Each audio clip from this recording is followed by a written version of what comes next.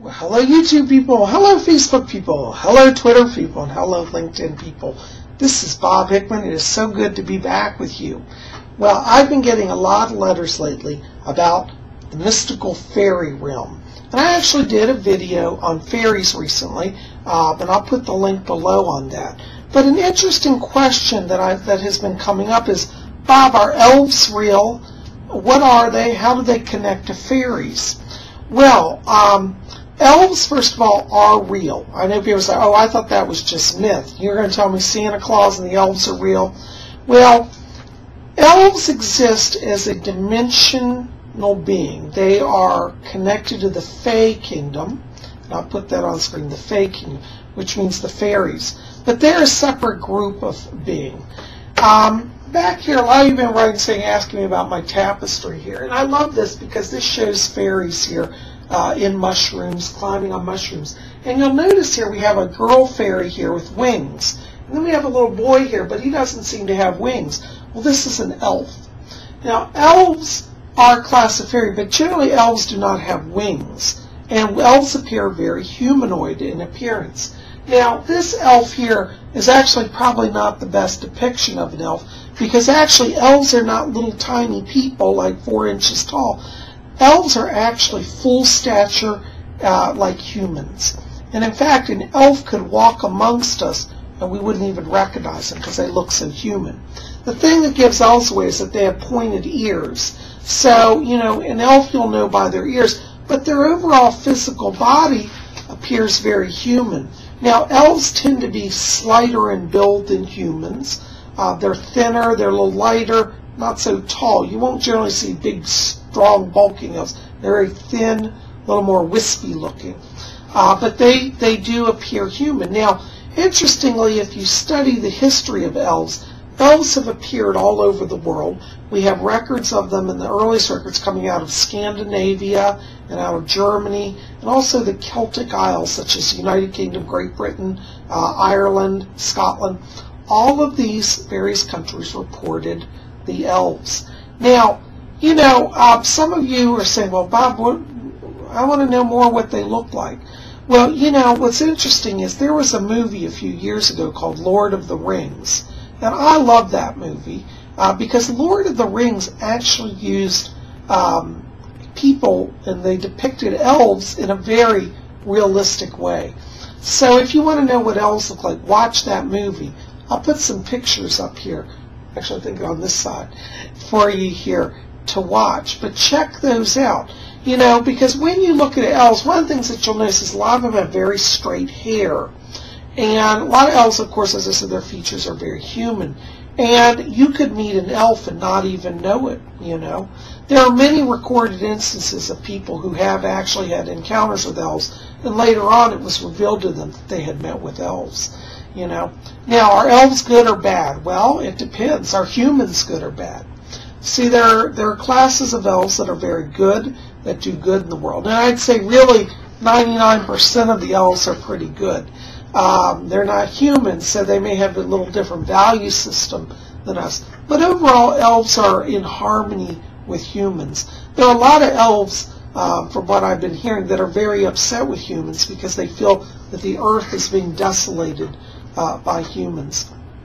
But there are a number of elves who want to work in harmony with humans to bring back restoration and balance to the earth.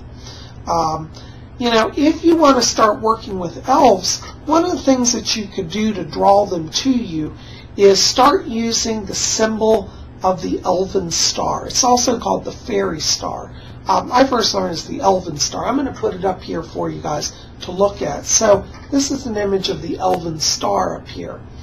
Now, it shows up, it's a green colored star, but you can do it in any color. But it is interestingly traditional that the color green is associated with the Elven Kingdom. Now you could even, for example, draw that on a piece of paper, put it up in your house or near your altar, or you could even wear a pendant. And I've got a picture here of a pendant of an Elven star. So they make these in jewelry form as well.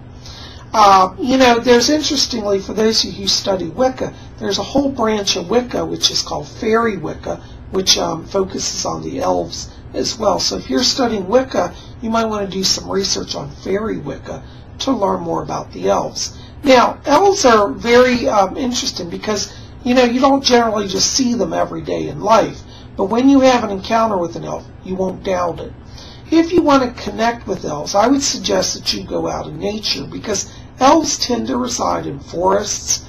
They live in secluded places, caves, away from the general populace. That being said, I have heard of people having sightings of elves right in downtown New York City. So, I guess they could be anywhere.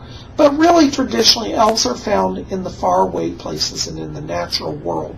They, like the fae, the fairies, which they're part of, are elemental spirits. That means that they connect to the energies of earth, air, fire, and water. And these elemental energies, wherever they're in abundance, that's where you'll find elves, okay?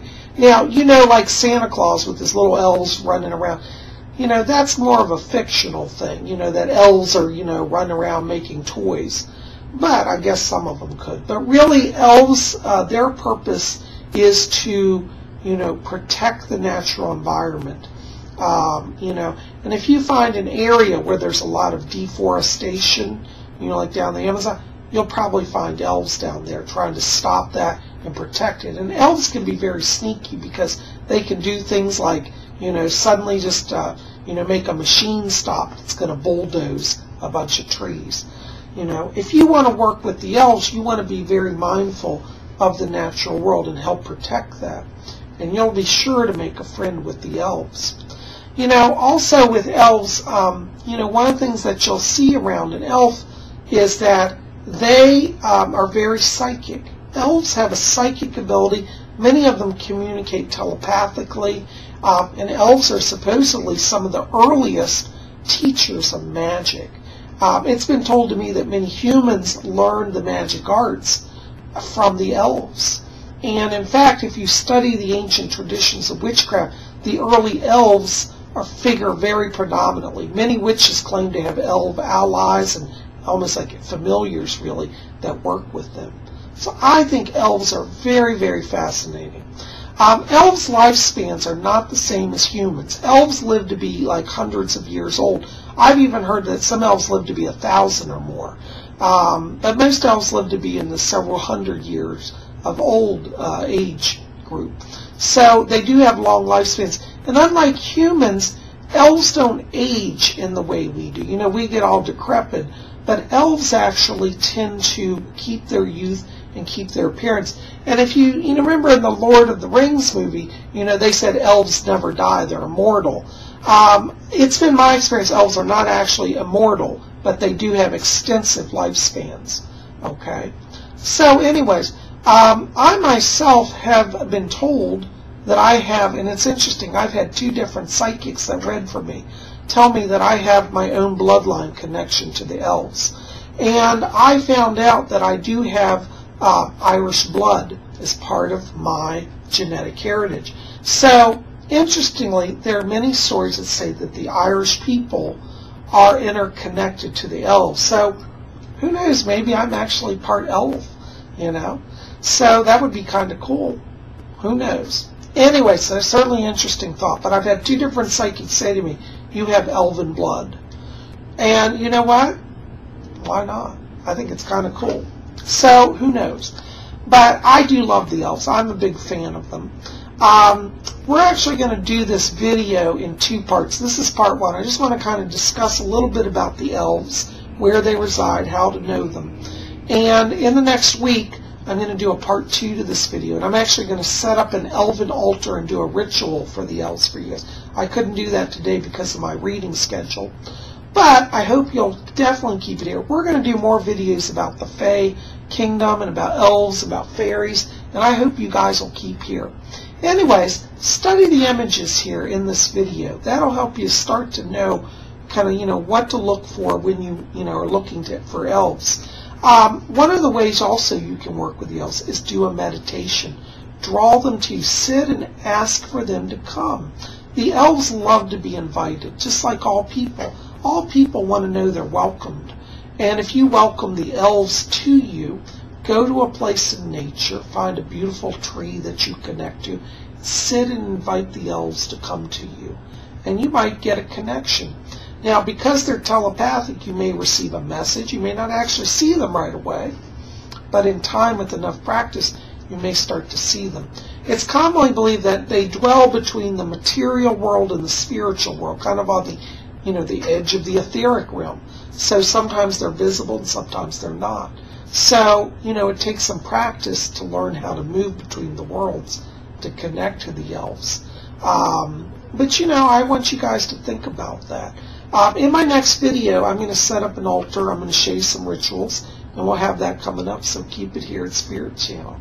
But I'm so glad you tuned in, and keep watching for part 2. We'll have it in just a few days. Blessings to you all.